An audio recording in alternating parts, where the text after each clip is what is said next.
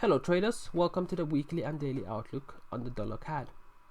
Now the dollar CAD is still in this pattern that we expect the market to eventually break to the downside. Now the question is, when is this break going to happen?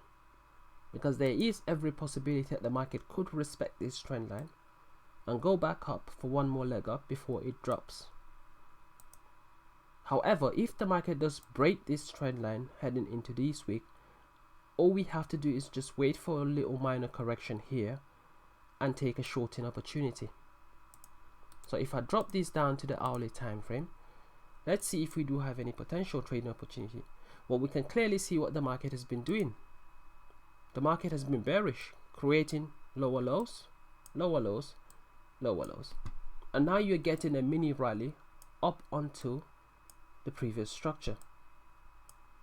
Previous support becomes resistance. So this is a perfect opportunity to take a short on the market. Once the market breaks the trend line, you can move your stop loss to break even and wait and see what the market does.